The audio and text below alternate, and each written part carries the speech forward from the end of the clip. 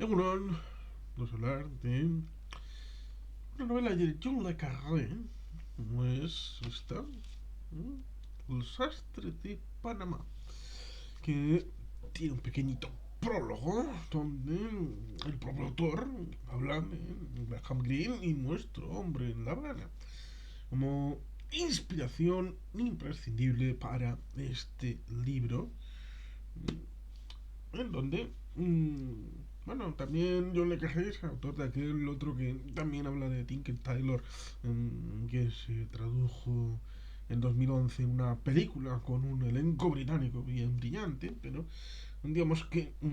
estamos hablando del libro, El sastre de Panamá, en donde tenemos a Andy Osnar, ¿no? Y a el señor Pendle, mm, en un momento en una sastrería en el centro de Panamá, pero con unas características particulares. ¿Cuáles son? Porque son unos pícaros. Esta vendría a ser la novela de picaresca, a pesar de que se tenga por una novelita de espías. Lo cual es interesante porque, digamos que la podría vincular al siglo de oro de la literatura española con el ámbito de los con dos Pablos, Don Pablos, y bueno, pues otro tipo de literatura como el Lazarillo de Tormes, como elementos interesantes a resguardar el auténtico corazón de Andy Osnar y de Harry Pendel, porque los dos son, como digo, unos pícaros. Tenemos a Andy Osnar, que es un niño bien, pero con dificultades en su juventud a la hora de sentirse arropado, tener una proyección. No está muy integrado, que se diga, y acaba en Panamá, en el servicio secreto, en los servicios de inteligencia, pero siempre queriendo ser protagonista, alcanzar éxitos. Tenemos al señor Harry Pendle como antiguo miembro de la um, casa de Braithwaite, una casa de ranciolengo de la sastrería de la calle principal de Londres, una tradición digna de Kingsman o algo similar, pero Colin Firth tiene mejor planta, incluso que el Gary Oldman de la película de 2011. Y ahí tenemos a este otro muchacho, Jeffrey Rush, en la adaptación de la película. Sí, tenemos a Andy Osnar como Pierce Brosnan, James Bond, en ese momento todavía. Pero bueno, digamos que tenemos esa trayectoria paralela, los dos personajes. Eh, Luisa, la mujer de Harry Pendel, es una estadounidense que ha tenido problemas familiares a pesar de que su padre era un ingeniero de rancio y muy ligado al canal de Panamá. Digamos que no era un hombre de familia precisamente. Y se rejunta con este señor Pendel, con el que tiene dos hijos, un niño y una niña. Ahí es donde tiene el negocio. Y ahí es cuando se produce el parte aguas de la historia y de la trama al inicio, en tanto en cuanto le cuenta el rollo de su abolengo, hasta que le dice a Dios, bueno, es que el señor Braithwaite le vistió a mi padre, ¿eh? Oh, qué bien. Con lo cual, ciertamente, como el señor Braithwaite no existió, never existed, entonces tenemos ahí el choque de conocimientos en el que le pone las peras al olmo y le dice, señor Pendel, sé lo que estás cociendo aquí detrás, conozco tu trayectoria, conozco quién eres de verdad, con lo cual aquí puedo chantajearte. Yo ojo, cuidado porque en el momento en el que, después del final de la Guerra Fría, porque estamos hablando de una novela que se sitúa a finales de los años 90, 96, 97,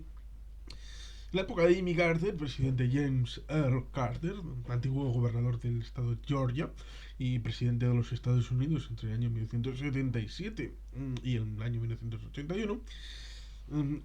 digamos que hizo el acuerdo aquel Torrijos Carter a finales de los años 70 para la devolución del Canal de Panamá con todo lo que contenía. La zona especial, por ejemplo, en la que nació en su momento el candidato presidencial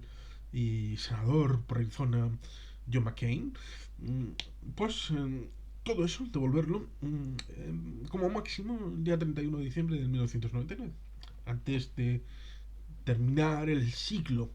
Bueno, técnicamente es una mentira porque el siglo habría terminado un año después, el día 31 de diciembre del año 2000, pero en estas conveniencias que a veces iletrados diplomáticos o personas eventuales, porque todos los políticos son eventuales, digamos que tienen esa situación en la que no ponen atención a los detalles. Y eso es un problema endémico, ¿no? ¿Qué le vas a hacer? Pero bueno, tenemos esa situación en la que después del final de la Guerra Fría, la situación de los espías cambia bastante y por lo tanto deben de reciclarse. Y sobre todo con este espécimen, el Andy Osnar, que no es de los más avispados. Y además, siendo tan joven, pues digamos que le envían a un lugar donde, bueno, pues él de propia familia conoce el castellano, conoce el inglés, con lo cual es bilingüe y puede enviarle a un lugar como Panamá. Bueno, no va a pasar nada. Es un país tranquilo, en donde la embajada es de bajo perfil y por lo tanto, en, en principio es un castigo. Pero se junta con este otro y le toca el premio gordo. ¿Por qué? A semejanza de nuestro hombre en La Habana, de Graham Mead, tenemos un personaje que se inventa cosas para el suministro de información al señor Osnar. Y no solamente es un elemento de creatividad, sino que está sustentado en una base de cierta realidad, porque digamos que los Estados Unidos cuando invaden Panamá en el año 1990 tuvo cierto impacto porque en ese año 1989-1990 el señor Pendel ya estaba allí, estaba en Panamá, con lo cual vivió en parte aquellos acontecimientos y todo lo que vino derivado después con el defenestramiento de Noriega, ¿eh? Y toda la situación derivada de los conflictos, por ejemplo, el bombardeo del barrio del Chorrillo, lo que ciertamente es una mitología que se ha creado en torno a la situación en Panamá, pero en los años 90 en principio estaba todo tranquilo y por lo tanto ahí era un magma que en principio no iba a salir nada, pero digamos que a través de este desastre que viste a los estadounidenses líderes máximos, al encargado de negocios de la embajada, al general encargado de la zona especial que tuvieron los estadounidenses desde todo el siglo XX, prácticamente, desde que en 1903 se independiza de Colombia, en 1914, precisamente en agosto, es cuando se inaugura el Canal de Panamá, precisamente cuando empieza la guerra en Europa, y hasta el 1999, en el que, como decimos, el 30 de diciembre, es cuando es la fecha formal de la retirada y la entrega de todo el canal, incluido la zona estadounidense, a Panamá. Lo cual, ciertamente, nos lleva a esa situación en la que Harry Pendel es sastre de figuras importantes que luego el propio Pendel se imagina conversaciones, situaciones. Claro, el señor Osnar quiere recibir información puntual de lo que va sucediendo y cuando recibe la primera dosis ve aquí hay un filón, que hay una cosa espectacular y empiezan a tirar del hilo cada uno de su lado y empiezan a generar un ovillo virtual en donde acaban penetrando primero Londres, que va poniendo pasta, se va generando a través de Mickey Abraxas, un amigo con el que estuvo en la cárcel, Pendel, mm, pues se va generando unas sinergias de gente que no existe, pero que puede existir, porque Marta, la asistente en la sastrería, había estado metido cuando estuvo en 1989, 1990 en el barrio del Chorrillo. Era por Marta, que vivía allí, que era, como digo, la asistente en la sastrería. Y por lo tanto ahí tenemos vínculos de los personajes. Y es la asistente la que le cuenta cómo podrían ser las cosas en caso de que fuera tal y como los británicos quieren. Porque es un suministro de folletín por entregas. Los británicos quieren conocer cosas y los eh, Marta y Harry les entregan cosas de lo que ellos saben que quieren escuchar. Sobre todo Marta, que es la inteligencia, es la de pensante. Evidentemente, ahí va evolucionando la cosa porque, claro, en las altas alturas, baja la redundancia, lo que quieren es una proyección de poder. Y cuando no hay realidad sobre la que construir, les vale cualquier cosa, porque ciertamente hay grupos de poder en el ámbito británico y estadounidense, porque la presencia británica en Panamá, sobre todo el ingreso de un nuevo espía, eh, obedece a los efectos de la retirada de los estadounidenses, en tanto en cuanto ellos ya no quieren saber más de esa situación. Y digamos que los británicos quieren suplir esa carencia con una labor de inteligencia precisamente para intentar proyectar una situación en la que se tenga que volver a quedar. Para lo que algunos miembros de la comunidad estadounidense, como cierto general, están en favor, pero claro, no es como otras circunstancias, como ejemplo el Maine en La Habana en 1898, como en el Golfo de Tonkin. Estos ejemplos no se citan en la novela, se citan otros respecto a la intervención en Panamá en 1989-1990. Los británicos están escamados de la ausencia de información previa respecto a Malvinas en 1982. Y ahí se ponen otros ejemplos, como Mossadegh en Irán, 1956, o otras realidades en las que una ausencia previa puso en ridículo a agencias de inteligencia eurooccidentales, de Estados Unidos, de los británicos, lo que les pide con el pie cambiado y con lo cual es difícil de presentar después cara al público. Y por supuesto también se pone en jaque, dado que no hay realmente información, en vez de tratar de ver la realidad tal y como es y poner en sordina una espectacular conspiración de una operación silenciosa de la revolución por aquí y por allá, que si pescadores, que si estudiantes, y en principio no hay nada en los datos, como el equipo B en los años 70 respecto a la CIA, que como no había armas nuevas soviéticas en planificación, dijeron, no, es que no las... eh, no es que no existan, es que no las hemos encontrado, con lo cual priorizamos primero el trasfondo de que lo que ya sabemos es el hilo del que tenemos que retroceder hacia la realidad. Con esos apriorismos y con esos dogmas es con los que trabaja la inteligencia británica, que se subdivide en dos, precisamente los que son un poco más pragmáticos, también en la embajada en Panamá, y los que son más fanáticos, y son los que contactan con los estadounidenses para meterles en el ajo, diciéndoles que, ojo, cuidado, que aquí puede haber un causus belli para vosotros os tengáis que quedar. Porque es curioso, porque estaba la idea en el trasfondo de que ya que van a recibir el canal de Panamá, esta gente, estos panameños, son incapaces de atarse los cordones de los zapatos, con lo cual necesitan ser salvados de ellos mismos. En los años 90 todavía se tenía la idea de que los japoneses iban a estar siempre por encima de los chinos, por lo tanto se pone el foco en los japoneses como elemento. Es curioso porque se pone la idea de que incluso pueden llegar a establecer un segundo canal navegable en la zona de Panamá, lo cual es curioso porque se pone en la boca de Luisa la idea de que eso es imposible porque violaría la ley internacional, sería antiecológico, lo cual es curioso porque precisamente no los japoneses sino los chinos, que en principio no estaban contemplados como potencia principal en esta, lo cual da una idea de cómo era percibido el país de China en los años 90. Sí, como un país importante, pero bueno, no estaba por ahí. No, como ahora se puede percibir a India, por ejemplo. Un país que, bueno, mal que bien, pues tiene su potencia económica, está un poco entre los grandes, pero no tan grande, no tanto. Lo cual, evidentemente, lleva a eso, a que luego, en la segunda década del siglo XXI, vemos como en Nicaragua, en la Nicaragua de Daniel Ortega, porque Daniel Ortega volverá al poder a comienzos del siglo XXI, es curioso.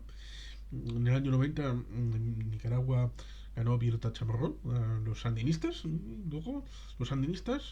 específicamente Daniel Ortega, el comandante Daniel Ortega, logrará retornar con pactos con antiguos rivales de él. Hasta que ahora en el siglo XXI, en el año 2022, tenemos una dictadura de nuevo, pero más familiar, más estilo Hutsi, más estilo Corea del Norte, en donde Daniel Ortega es el presidente y la vicepresidenta es su mujer. Pero bueno, ahí tenemos una situación en la que en 2011 más o menos, y lo detectaron los de Costa Rica, porque hay una disputa internacional en la salida del río San Juan para, digamos que los costarricenses, la línea divisoria está en mitad del río San Juan, y digamos que para los nicaragüenses está en la orilla, es decir, en el fango costero de la zona sur, con lo cual evidentemente les correspondería, según su punto de vista, el conjunto del río, con lo cual sería la boca de ese nuevo hipotético y proyectado segundo canal, que sería propiedad de los chinos, cosa que se llegó hasta las últimas consecuencias, llegando incluso dentro de una dictadura a tener problemas serios de seguridad pública, hasta que la crisis económica pues acabó por hacerlo inevitablemente desechado. Pero ciertamente luego también tenemos un otro hipotético canal que podría hacerse, y no sé si algún día se llevará fuera de la mesa de dibujo, como es el que en el estrecho de la zona sur de México hay una zonita que es un poco más estrecha, y se pensó que ahí podía haber un paso, un canal navegable. Hubiera sido costoso, pero más costoso fue hacerlo en la primera década del siglo XX para los ingenieros estadounidenses. Luego, ciertamente, pues da que pensar y de reflexionar para el tema de la visión geopolítica, a pesar de que hace no mucho un tipo en Twitter me dijo que la geopolítica solamente es en Europa. Ay, pobrecillo, pobre diablo, mira qué cosas se llegan a decir en Twitter. Pero en fin,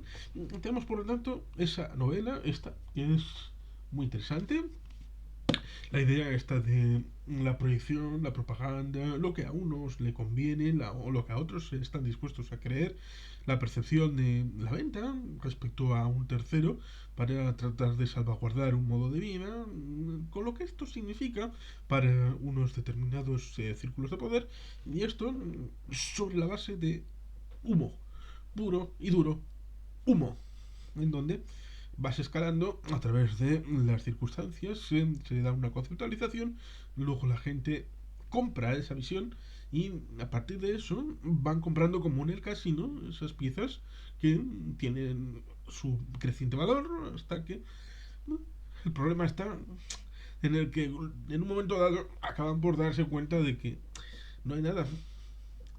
Han empezado ya las piezas a moverse, porque una cosa es coger la información y luego otra operativizarla para hacer cosas concretas con ella, que es lo que acabarán haciendo esa facción más fanática de los británicos en connivencia con los fanáticos estadounidenses. Querrán llevarlo del plano teórico al plano de la realidad. Y ahí es donde habrá una problemática grave. Porque operar con datos y con informes en el debate teórico es posible. Pero luego cuando tienes que ponerle cara y ojos y llevarlo a las calles, poner barricadas y todo esto, si es puro humo, es el choque entre lo imaginado y la comunidad real, de la convivencia.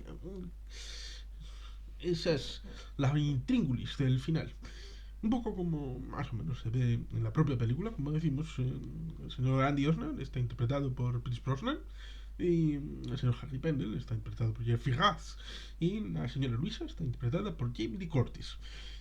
Tiene un vídeo en concreto sobre la película en este canal, con lo cual no me extenderé más. En fin, es un libro interesante que merece ser revisitado, sobre todo a los que les gusten las novelas de espionaje, pero como digo, tiene su puntito de picaresca. En fin, sin más, es que el casco, agur bat,